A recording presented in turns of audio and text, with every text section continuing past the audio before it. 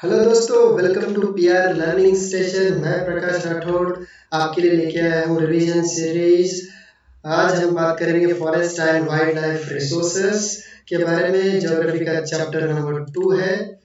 Okay, so let us start with the forest and wildlife resources. जो forest and wildlife resources है बहुत ही important है। Okay, कुछ कुछ चीजें कंजर्वेशन मेथड्स है, कम्युनिटी कंजर्वेशन मेथड्स हो गई, या even the government conservation efforts हो गए, ये सारी चीजें बहुत इंपॉर्टेंट होते हैं एग्जाम पॉइंट ऑफ व्यू से। तो let us start with the forest and wildlife resources this revision series in a briefly. Let's begin with this. When we talk about forest and wildlife resources, हमें biodiversity की बात करनी पड़ेगी, because biodiversity is something for the ecosystem, because it sustains. If you have a biodiversity, diverse biodiversity, just like India, जहाँ पे western घाट है, जहाँ पे हिमालयाज है, the biodiversity हमारे देश में बहुत ही विविध है, बहुत ही diverse है। Because of this diverse nature, not only the ecosystem sustains, even the human ecosystem जो है sustain कर पाता है। So let us start with the introduction that biodiversity is very vital for the sustaining ecosystems and is significantly diverse in India, which harbors one of the world's largest biodiversity. Right, India is one of the largest biodiversity है। हमारे यहाँ hotspots है, biodiversity hotspots है। So this presentation, this particular revision में मैं बात करूँगा, ठीक है, we're going to explore the classifications of species होगा, causes of environmental degradation होगा, conservation efforts होंगे, कम्युनिटी इन्वॉल्वमेंट होगा, ठीक है, किसके लिए? To protect the forest and wildlife. So let us begin one by one. Okay, so let's understand the biodiversity. So biodiversity, आप जानते हैं कि biodiversity में biological diversity की, biological varieties की उसकी हम बात करते हैं। So biological diversity, India is one of the, as I said, it is one of the biological hotspot in the world. Okay, so it sustains ecosystem. It is very important for the ecosystem to be sustained. Biodiversity आपको होने की बहुत जरूरत है। So India जो है one of the largest species holding country, ठीक है, लेकिन 10% of wild flora, sir, I need to understand this, 10% of wild flora, 20% of mammals Hindustan में, अपने देश में, they are listed as threatened. Okay, so when we talk about biological diversity, all species, basically हम लोग species की बात करें, species classification हम normal species बोल सकते हैं, endangered बोल सकते हैं, हम vulnerable बोल सकते हैं, rare बोल सकते हैं, endemic बोल सकते हैं, species बोल सकते हैं। So let me classify these species। आप थोड़ा explain कर देता हूँ आपके लिए, ठीक है। As per the International Union for Conservation of Natural Resources, Nature and Natural Resources, IUCN, that is, ठीक है, species को हम following way में हम basically classify करेंगे, ठीक है। पहले तो normal species में normal है, normal species मतलब normal है, so they have population level normal for survival, ठीक है, इतनी दिक्कत वाली बात तो है नहीं, ठीक है। फॉर एग्जांपल उसके अंदर पाइन हो सकते हैं, रोडेंट हो सकते हैं, ठीक है। तो सेकंड जब क्लासिफिकेशन की बात करते हैं तो एंडेंजर्ड स्पीशीज की बात करते हैं। They are endangered, so they are in danger, okay, so they are in danger of extinction and would eventually decline if the present condition continues। अगर ऐसा ही चलता रहा भगवान भरोसे तो हो गया फिर, ठीक है। हमारे यहाँ बहुत सारे ऐसे स्पीसीज है, क्रोकोडाइल्स के स्पीसीज है, घड़ियाल के स्पीसीज है, they are endangered today. For example crocodile में यहाँ पे आपके लिए लिखा है राइनो, ठीक है, लायन टेल मैकाक्यू, ठीक है, ये सारे जो है इंडेंजर्ड में है, ठीक है। अगर ऐसे चलता रहा भगवान भरोसे तो फिर तो हो गया काम, ठीक है। सो थर्ड जो है वल्नरेबल स्पीसीज। ओके, ये वल्नरेबल है, इंडेंजर्ड नहीं, वल्नरेबल है। वल्नरेबल एकदम यूं छुआ तो हो गया काम तमाम। जैसे कि हवा में गुब्बारा छोटा सा पिन लग गया तो फट गया, उस तरह जो होते हैं उसको हम वल्नरेबल स्पीशीज बोलते हैं। So this species are vulnerable and to fall into endangered category. अगर हम कुछ नहीं कर पाए, अगर ऐसा ही चलता रहा तो बहुत ही जल्दी इंडेंजर्ड भी हो सकता है, उसके बाद एक्सटिंक्ट भी हो सकते हैं। So for example Asiatic elephant, dolphin, blue sheep. Okay, सब अगली कैटेगरी की जब बात करें तो rare species, they are rare. Okay, कुछ कुछ लोग भी थोड़ा रेयर होते हैं, इसी तरह कुछ स्पीशीज भी बड़ा रेयर होते हैं, ठीक है, हर जगह नहीं मिलते, ठीक है। तो उनको हम बोलते हैं rare species. So they have a small population, बहुत ही small population which can move into endanger, sir, vulnerable हो सकते हैं इन नियर फ्यूचर। अगर यूं ही चलता रहा तो अगर प्रेजेंट कंडीशन अगर ऐसी रही तो they can move, these rare species can move into the vulnerable or into the endangered, for example Asiatic buffalo, hornbill, ठीक है, ये सारे एग्जांपल है। पर फिफ्थ स्पीसीज कैटेगरी जब बात करते हैं endemic species, okay, so this species are found in limited geographical, endemic मतलब इसी जगह, एंडेमिक मतलब ओरिजिन, एंडेमिक मतलब उसी जगह, ठीक है, विद इन दोज रीजन, उसको हम बोलते हैं एंडेमिक, वहीं पे, ठीक है, वहां पे, ठीक है, उसको हम बोलते हैं, तो एक ही जगह पे मिलने वाली स्पीसीज को बोलते हैं एंडेमिक स्पीसीज। तो अंतर होता है एंडेमिक और पेंडेमिक, ठीक है, जब कोरोना आया तो ये बिकेम पेंडेमिक, लेकिन इनिशियल कहां से हुआ, चाइना से हुआ, तो वहीं की उस जगह के लिए वो एंडेमिक था, ठीक है, लेकिन जैसे वो दुनिया में फैला, बाहर भी गया, उसकी वजह से हम उसको बोले पेंडेमिक। सो एंडेमिक वहीं पे लोकल, पेंडेमिक ग्लोबल पे होता है। So endemic species they are found in the limited geographical area। Example के तौर पर देखिए तो अंडमान टील हो गया, निकोबार पिजन हो गई, अंडमान वाइल्ड पिग हो गया, मिथुन जो है आपने भेड़िया फिल्म देखा होगा, वहाँ पे मिथुन एक जानवर होता है बैल की तरह, उसको अरुणाचल में पाया जाता है, उसको मूवी में बेसिकली दिखाते हैं, ठीक है। नेक्स्ट इज एक्सटिंक्ट स्पीसीज, खत्म हो गया भैया, अब तो नहीं है, ठीक है। सो एक्सटिंक्ट स्पीसीज की बात करते हैं तो this species are not found at all in the area they were likely to be found, for example Asiatic cheetah, pink head duck, जैसे कि चीता थे हमारे एशियाटिक चीता, हिंदुस्तान में बहुत चीता मिलते हैं भाई, हमारे देश में, भारत में, इंडिया में बहुत एशियाटिक चीता हुआ करते थे, सब खत्म हो गए। अब आप जा रहे अफ्रीका से, साउथ अफ्रीका से लेके आ रहे, इधर से उधर से लेके आ रहे, ना वो जिंदा रहे ना कुछ, इस वातावरण में बड़ा मुश्किल है अडॉप्ट करना, ठीक है, लेकिन हमारे कौन चीता खत्म हो गए, हम दूसरे की चीता लगा के सोच रहे चलो ये बढ़ा देंगे, कहाँ से बढ़ाएंगे, अपने तो है रहे नहीं, अब दूसरा कहीं आके से थोड़ी ना बढ़ा देगा भाई, ठीक है। तो लेट अस नेक्स्ट टॉपिक देखते हैं कि भाई एनवायरमेंटल डिग्रेडेशन, खराब होना, एनवायरमेंट का डिग्रेड होना, क्वालिटी कम हो जाना, उसको एनवायरमेंटल डिग्रेडेशन बोलते हैं।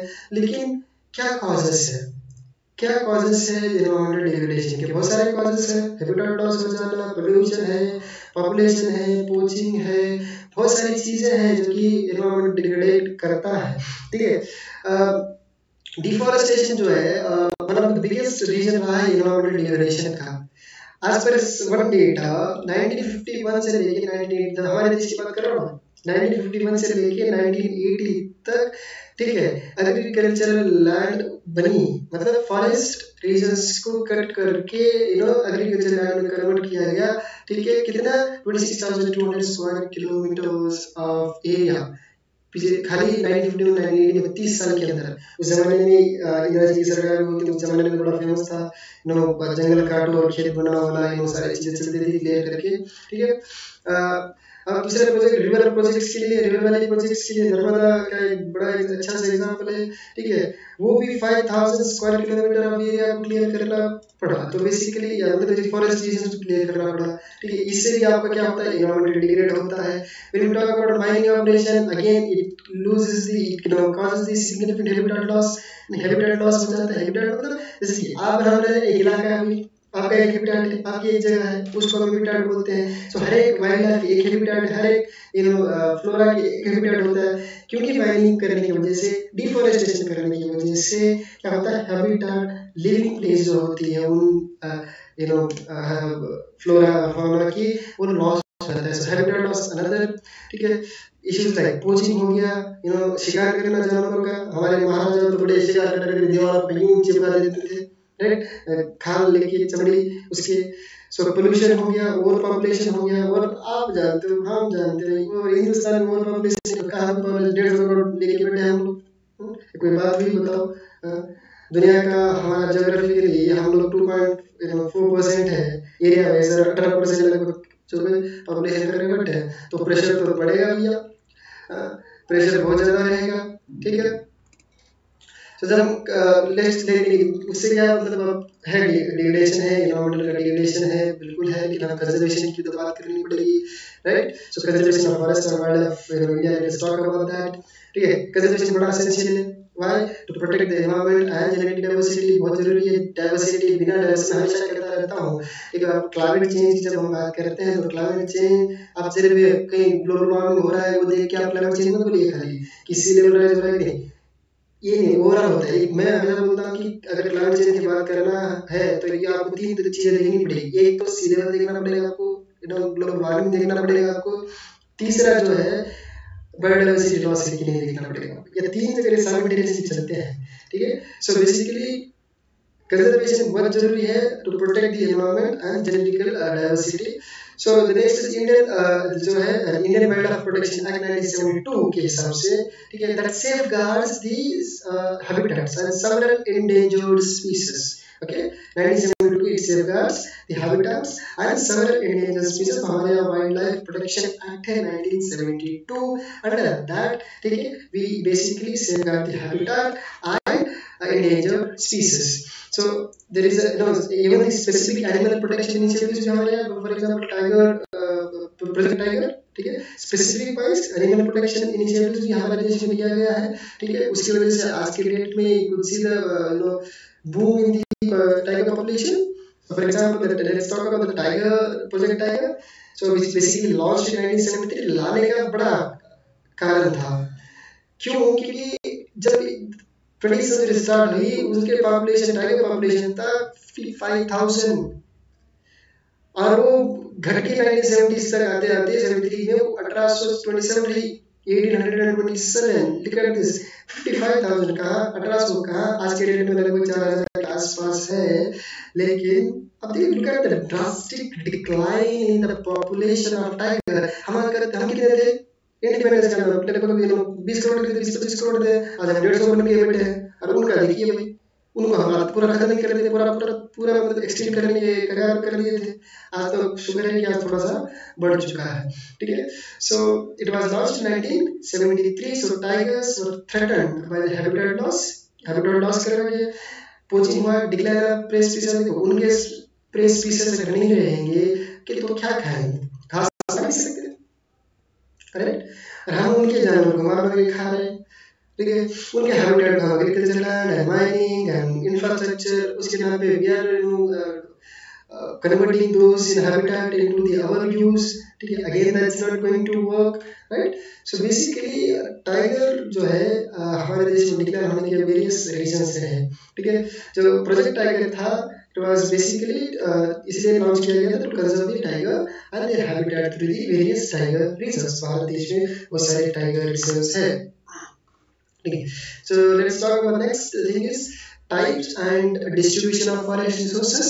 जब हम types और distribution of forest resources की बात करते हैं, basically we need to talk about couple of types. उसके अंदर reserve forest आ जाते हैं, protected forest आते हैं and unclassed forest आ जाते हैं। जब हम reserve forest कहते हैं, it is basically सबसे safest होता है, no economic activities allowed, okay. Sometimes maybe but it needs special permissions though, ठीक है।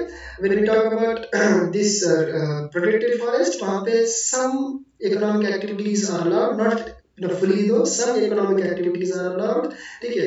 unclassed में economic activities are allowed, actually वहाँ पे control नहीं होता है। So reserve forest, protected forest and unclassed forest की जब, so these are 3 type of forest basically. So reserve forest basically आपके कंजर्वेशन में हिसाब के कंजर्वेशन की लिहाज से जो है रिजर्व फॉरेस्ट सबसे इम्पोर्टेंट है। उसके बाद आते हैं protected forest and class forest, तो बेसिकली वहाँ पे तो कोई रिस्ट्रिक्शन होता नहीं है, ठीक है।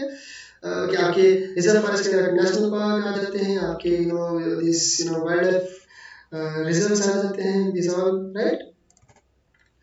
So the next particular topic which you need to understand is the community involvement in conservation. Community का क्या involvement है? See, without community, conservation is not possible, protection is not possible, preservation is not possible. The community has to be involved in conservation. ठीक है। कुछ हमारे देश में बहुत अच्छे काम है, कहाँ से राजस्थान से लेके उत्तराखंड से लेके even southern part of India से लेके बहुत जगह एग्जाम्पल सेट किए गए लोगों ने, ठीक है। हमारे यहाँ चिपको मूवमेंट बड़ा फेमस है, आज भी है, लोग उसकी बात करते हैं, बड़ा फेमस रहा, ठीक है। सो कम्युनिटी हमारे देश में काफी एनवायरमेंटल को लेके बहुत ही जगह बहुत ही स्टेज में आगे बढ़कर आई है। सो चलो देखते हैं एक एक करके। Let's talk about the first is villagers in Sariska tiger reserve जो है राजस्थान में है, ठीक है। उन्होंने माइनिंग रोक दी भैया, उन्होंने माइनिंग रोक दी, ठीक है। ये बता कि वाइल्ड लाइफ प्रोटेक्शन एक्ट के अंदर आप नहीं कर सकते हो, ये होता है अवेयरनेस, ये होता है कम्युनिटी। ठीक है, ठीक है। सो वहाँ पे भैरवदेव जो ढाकर सेंचुरी थी वहाँ पे अलवर डिस्ट्रिक्ट में बेसिकली 5 गाँव बेसिकली वहाँ पे आप टाइम नहीं तो डिटेल नहीं बोलूँगा मैं। ठीक है, दे स्टॉप्ड माइनिंग। ठीक है, ठीक है। भैरवदेव वहाँ पे पर्टिकुलरली राजस्थान है, बड़ा इंपॉर्टेंस रखता है। ठीक है। Secondly the secret groups. ठीक है, सीक्रेट ग्रुप्स जो है पवित्र ग्रुप्स हो जाते हैं। बेसिकली हमारे देश में कुछ फॉरेस्ट इलाके, कुछ पेड़ उनका पूजा जाता है। ठीक है, उसी की वजह से इवन हर स्टेट की बात है, तमिलनाडु ले लो आप, कर्नाटका ले लो आप, मेघालय ले लो आप, इवन ऊपर बिहार, कोई भी हर स्टेट की बात है, हर जगह पे जो है फॉरेस्ट को, कुछ ट्रीज को, ठीक है, पीपल हो गया, नीम का हो गया, कम्युनिटीज स्पेसिफिकली ट्राइबल कम्युनिटीज जो है उनको पूजते हैं। ठीक है, दे कंसीडर देयर एज उनके अंदर भगवान रहता है या उनमें भगवान है या बेसिकली गॉडेसेस का रूप माना जाता है। तो इन वे भले आप रिलीजियस रीजन्स है, लेकिन the species, the biological diversity, the forest, because of this reason they are saved. Okay, तो they are basically preserved. ठीक है, हो सकता है कल्चरल बिलीफ हो, कल्चरल बिलीफ्स हर टाइम पे खराब होना जरूरी नहीं है। sometimes it works wonders, it does wonders, ठीक है। so महूआ ट्री जो है it is been worshipped by Munda tribe, Santhals of the Chota regions, black bird, peacock, nilgai जो है आपको तो पता ही है बेसिकली बिश्नोई आज के डेट में आप तो बड़ा फेमस है बिश्नोई कम्युनिटी, बेसिकली बड़ा प्रचलित कम्युनिटी। आप मैं नहीं बोलूँगा क्यों, लेकिन ठीक है आप जानते हो। ठीक है, अब इज नोन नाउ। ठीक है, राजस्थान की Bishnoi village they are very black bird को लेके, नीलगाई स्पेशली उसको लेके बड़ा प्रोटेक्टेड रहते हैं, and they think that it is an integral part of their life. So there is again these community have preserved these species, and that is very nice to know this, right? So अगली example की बात करें चिपको movement. चिपको movement Sundarlal Bahuguna और बाकी लोगों ने जो वहाँ पे किया, ठीक है, दैट इज एन इम्प्रेसिव। उन्होंने सिर्फ वहीं लोगों को वहीं उस जगह का सिर्फ forest नहीं बचाया, they also led this movement to the other parts, and then they became the motivation for the other parts of the country. Okay, so again बीज बचाओ आंदोलन हो गया, नमधान्य आंदोलन हो गया, ये सारे कम्युनिटी एफर्ट्स हैं। You to understand this, to sustain practices. Okay, so basically joint forest management जब हम बात करें JFM, ये भी एक local government and local community when together state government basically and local community together work, उसको हम जब साथ में मिलकर काम करते हैं उसको हम joint forest management बोलते हैं। Why it is important to restore the forest. ठीक है, alone community can't do, alone government can't do anything. Okay, so this was briefly with the chapter I have covered now. I know that there is a lot of things to cover. However, since it is revision, you should know at least some concept that recall होना चाहिए। ठीक है, it's not time to discuss in detail because there has to be a recall mechanism now. Okay, कुछ questions हैं जो कि आपको पता होना चाहिए। ठीक है, what was the list of animals that were added to the protected list, वो आपको पता होना चाहिए। what is the biodiversity आपको पता होना चाहिए। प्रोजेक्ट टाइगर के बारे में पता होना चाहिए। ठीक है, so permanent forest के बारे में आपको पता होना चाहिए। aquatic diversity important for the human community कैसे है वो आप पता चाहिए। चिपको मूवमेंट, ठीक है, it is very important again, and the depletion of flora and fauna क्यों है, explain the IUCN, JFM, Bhairavnath Dhaka sanctuary के बारे में। ठीक है, these are frequently questions. The community basically conservation methods is the most important question. community conservation method के बारे में आपको पता होना चाहिए। So these are two questions which you should know, right? So let me conclude. So basically the preservation of forest हो गया, wildlife is very critical from the point of view biological diversity और ecosystem health। ठीक है, ये तभी मुमकिन है preservation और conservation तब community involved होगी, गवर्नमेंट रेगुलेट करेगी, कम्युनिटी और गवर्नमेंट टुगेदर आएगी। ठीक है, ये सारी चीजें जब हो, अगर एनवायरमेंट डिग्रेडेशन को हम ना कर पाए, एनवायरमेंट को हम बचा पाए, तब जाके मुमकिन है कि ठीक है हमारा फॉरेस्ट और वाइल्ड लाइफ रिसोर्सेस जो है अच्छे से रह पाए और बायोलॉजिकल डाइवर्सिटी हमें रिचनेस देख पाए इस देश में। ठीक है, आई होप वीडियो आपको अच्छा लगा होगा। अगर अच्छा लगा है तो प्लीज लाइक करिए, शेयर करिए, सब्सक्राइब करिए, and I will be back tomorrow again with the next lecture, next chapter. Okay, thank you.